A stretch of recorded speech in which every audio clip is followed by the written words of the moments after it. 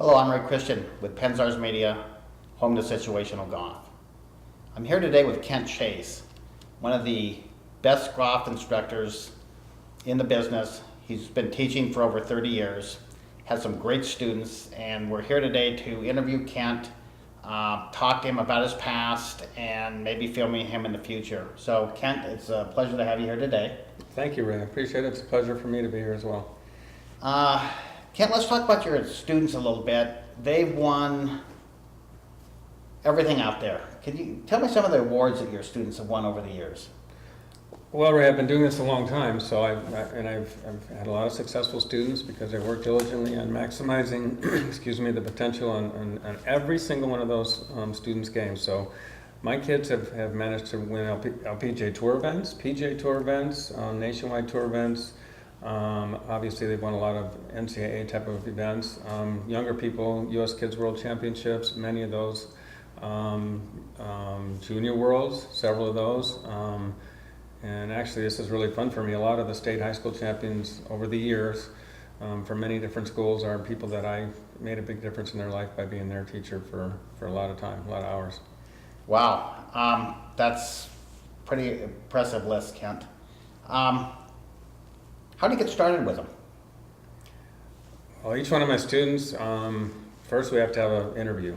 I need to interview the player, I need to interview the parent.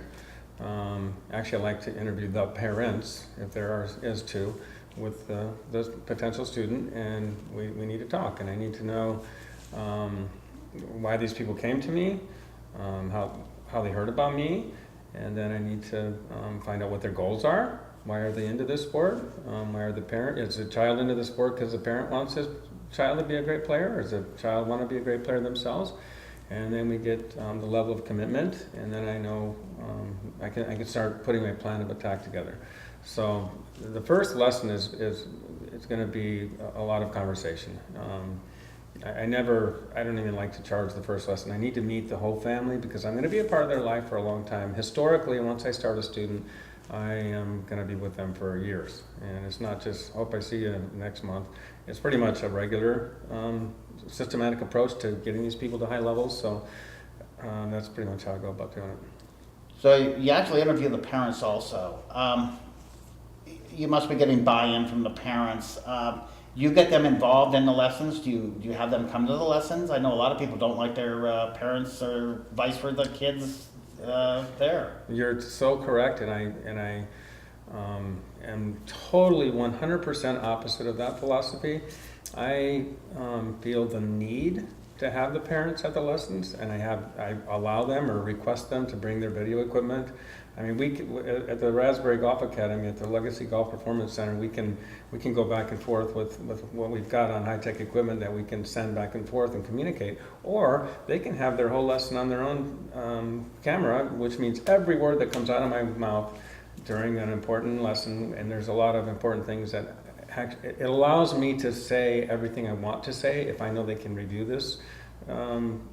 And these people that want to play golf for a living or want to get a college scholarship, they will go and review that. So I need the parent to come.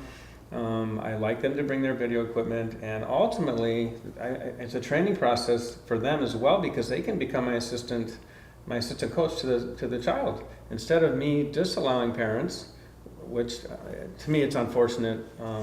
Most teachers don't like that. It's an interruption to them, and they want extreme focus on just the child. But I have a teammate instead of somebody has no clue what I'm teaching their child, and then they're teaching the child something else because they read something in some magazine that says try this, or quick tips in whatever magazine they're reading it, or they saw something on the Golf Channel, try this, try that, and they're on that page, and I'm on a completely different page, so I need the parent there. Let's talk about the facility you're at today. You're over at Legacy, I believe, at the Raspberry Golf Academy. Tell us a little bit about that facility. To me, it rivals anything in the world. I mean, I feel blessed that I got to be a part of this facility. I've had my own golf academy for many years at the Raven, my Kent Chase Golf Academy at the Raven for 10 years, and then I went to Whirlwind for 3 years. And I suddenly had this amazing opportunity to be a part of this Raspberry Golf Academy at Legacy Golf Performance Center. And it was shocking when I walked in the door and got the tour. 7,500 square foot of indoor training space with high-tech equipment, anything you possibly could imagine learning on, whether it's for little shots or big shots or putts or full swing or high level detail-oriented things. We've got everything I possibly need to just maximize the potential and knowledge a student needs to have. So now we're able to learn like Tiger Woods gets to learn, which I think is pretty cool. Plus, we have the ultimate putting green outside and chipping greens and inside 100 yards areas, scoring shots, bunkers with 2 different types of sands, and soft or firm, so we can learn how to go play in Florida, or we can learn how to play in Arizona. Wow. It's pretty cool. So and there's a lot of slopes and undulations, so we're not just hitting off flat lies all the time. And then there's a VIP room, and there's I don't know, I could go on and on, I guess, but realistically, you'll never beat this facility.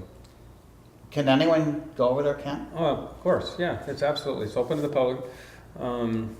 You can actually join. There's a membership available, so you can have complete use of all the facilities, but general public is totally welcome.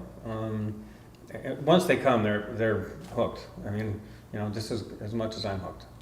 We'll take and we'll put the contact information, not only yours, but the facilities information also on our website, so viewers can contact you regarding this. Kent, you've had some great opportunities.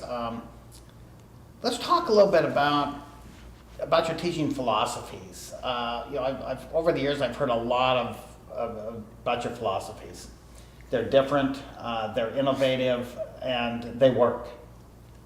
My philosophy is now that I've got the goals and now I've got the parents involved, I need to be involved in what's it going to take to maximize the potential of the student and to see if I can get these goals. If it's just a dream, I can figure that out pretty quick by how they practice compared to what I set forth. Then that's a dreamer. Sure. But there's goal-oriented people that actually do what I'm asking of them. Wow, that's pretty impressive when I got these goal seekers.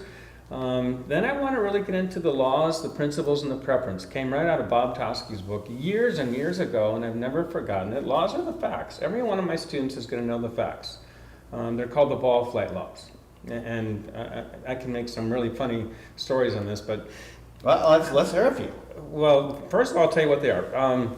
Only 5 things make the ball go where the ball goes. That's it. 5 things matter to the ball. The club's about to crash into it, but 5 things matter to that ball, and it responds to those 5 things. And the 5 things are the path or the direction of the force of the blow is going to highly influence where the ball's going, where the club face is aiming at the moment of impact, and its relationship to that path, obviously highly will influence where the ball's going. The angle that the club descends or ascends upon the ball highly influences where the ball's going.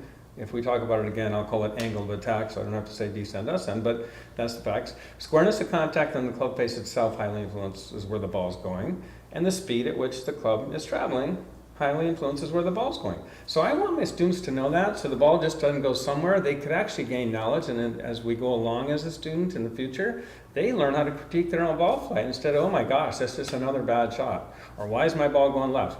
Once they gain enough knowledge about themselves, they can understand how to be in charge of critiquing their ball flight instead of, oh great, another bad day coming today, that type of attitude you've seen a million times. Principles, those are the fundamentals. There's 5 categories that I teach, and I think everybody would agree with these, there's no dispute. Pre-swing, how do I start in the right place? It could include grip, alignment, posture, ball position, and whatever else matters, centeredness, all these different things.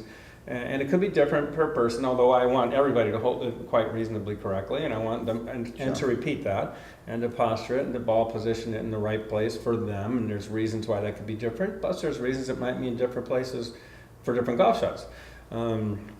So basically I'm going to get them category 1, pre-swing, start in the right place. Category 2, I'm going to get them to the right place at the top. Long story, but there is a really nice place, a proper place that one should come from. And if I can get a person starting in the right place and then go to the right place, basically, and I can talk a lot about what that right place is, but to make it easy for the purpose of this, I'm going to get my person in the right place. that means they're coming from the right place. So they start in the right place, they put it in the right place, now they're coming from the right place. So category 3 would be the initial move of what could be called the downswing or the forward swing. So the initial move started down, stuff happens. There's a way the weight transfers, there's rotation, there's all these different things. So initial move of the downswing is category 3. So I start in the right place, put it in the right place, so I'm coming from the right place, and I started down the right way. Now it's category 4, the way through. A lot of different things happen on the way through, which could include compressing the ball, shaft angle, release, pulling the left hand down where the body is, blah, blah, blah. So there's a lot of stuff that goes on the way through. And then we go to category 5, the finish. There is a finish point. So ultimately I can get a person to start in the right place, put it in the right place, and go to the correct place and repeat it at a particular pace, tempo, or authority level. Thus they're going to repeat their ball play. It's pretty cool. And that's just full swing. I mean, we got chipping, putting, sand play, we got all these other different things. But category 1, pre-swing. Category 2, backswing. Category 3, initial move. Category 4, way through. Category 5, finish. Laws, principles, and preferences. Oh, preferences.